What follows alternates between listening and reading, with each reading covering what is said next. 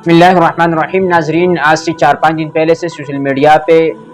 News one वालों ने एक न्यूज़ चलाई हुई है जिसके अंदर कहा जा रहा है कि मौलाना तारिक जमील साहब के अकाउंट में करोड़ों रुपए निकल आए हैं और साथ साथ में मौलाना तारिक जमील साहब के जो बेटे हैं उनके नाम पे एक हाउसिंग स्कीम है और उस पर जो वफाकी हुकूमत है उसने भी इन्वेस्टिगेशन शुरू कर दी कि भाई वाकई में इनके नाम पर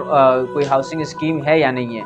लेकिन यहाँ पर दो बातें समझने की है कि पहली बात देखो, मौलाना तारिक जमील साहब के अकाउंट में तो इतने पैसे नहीं हैं और उन्होंने खुद आकर इस बात की तरदीद कर दी कि भाई ना मेरे बेटे के नाम पर कोई हाउसिंग स्कीम है और ना मेरे अकाउंट में करोड़ों रुपए हैं। हाँ, उन्होंने कहा कि अलबत्ता पैसे आते रहते हैं और वो जो पैसे होते हैं तो वो ज़कात के होते हैं, सदक़ात के होते हैं और वो मेरे नहीं होते, वो दीगर लोगों के होते हैं। तो मैं लोगों को दे देता हूँ, लोगों के नामों पे लोगों को जो लोग सदक़े के लिए दे देते हैं तो भाई मैं आगे फैला देता हूँ, पहली बात। दूसरी बात देखो, शरीयत में अगर आप देखें तो भाई कोई शख्स अगर हलाल तरीके से जितना भी पैसा कमाए, मिलियंस में कमाए, बिलियंस में कमाए, चाहे जितना भी पैसा कमाए, शरीयत में उस पर कोई रोक टोक नहीं है जब वो हलाल तरीके से पैसा कमा रहा हो। इसी तरीके से पाकिस्तानी कवानीन में क्या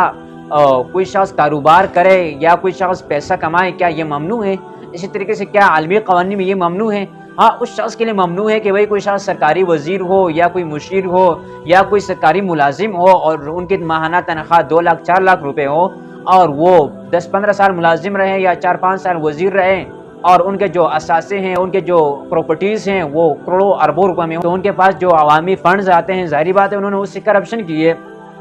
लेकिन मौलाना तारिक जमील साहब जिनके ना ख़ानदान वाले सरकारी मुलाजिम हैं, ना उनके वालिद, ना उनके बेटे, ना वो खुद सरकारी मुलाजिम हैं, ना अब तक वो आज तक वो किसी सरकारी ओहदे पर रहे हैं, तो भाई वो ख़ानदानी मालदार आदमी है तो उनके अकाउंट में करोड़ों रुपए हों, अरबों रुपए हों, तो इन लिबरल्स को, इन लादीन लोगों को इससे क्या टेंशन पड़ी है कि भाई मौलाना तारिक जमील साहब के अकाउंट में करोड़ों अरबों रुपए हैं। तो भाई हमें ये अपना ये जहन तब्दील करना होगा कि भाई मौलवी साहब प्राडो में कार में क्यों घूम रहा है, भाई मौलवी साहब साइकिल पे क्यों नहीं घूमता, मौलवी साहब बंगले में क्यों रह रहा है, मौलवी साहब फलाना पोश इलाके में क्यों रह रहा है। भाई मौलवी साहब के पास तो 2 कमरे का घर होना चाहिए जिसके ऊपर चादर लगी हो। भाई मौलवी साहब को किसने हक दिया कि भाई वो पैसा कमाए, वो अच्छा रहे, वो अच्छा पहने? तो भाई ये लिबरल लोगों का जो जहन है, भाई इस जहन को हमें तर्क करना होगा। और ये लिबरल लोग जो लोग वाकई में करप्शन करते हैं, लाखों करोड़ों रुपए के असासे रखते हैं, लेकिन वहाँ पर आप कभी भी लिबरल को नहीं देखेंगे कि वो उनके खिलाफ बात करेंगे। लेकिन बात उनको होती है भाई सिर्फ और सिर्फ मौलवी साहब के पास ये पैसे क्यों आते हैं। इसमें लाशऊरी तौर पर, नादानिस्ता तौर पर हमारे सादा जहन लोग भी शामिल हो जाते हैं और वो उनका अलायकार बनते हैं, उनके उस पैगाम को लेकर वो आगे शेयर करते हैं, उसको प्रमोट करते हैं। तो भाई खुदा के लिए,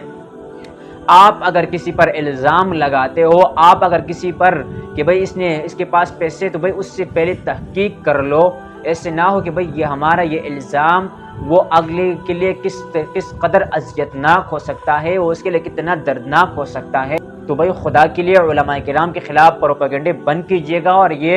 इन लादीन लोगों का वतीरा हमेशा से रहा है कि भाई उलमाए किराम के ख़िलाफ़ प्रोपेगेंडे करते रहते हैं।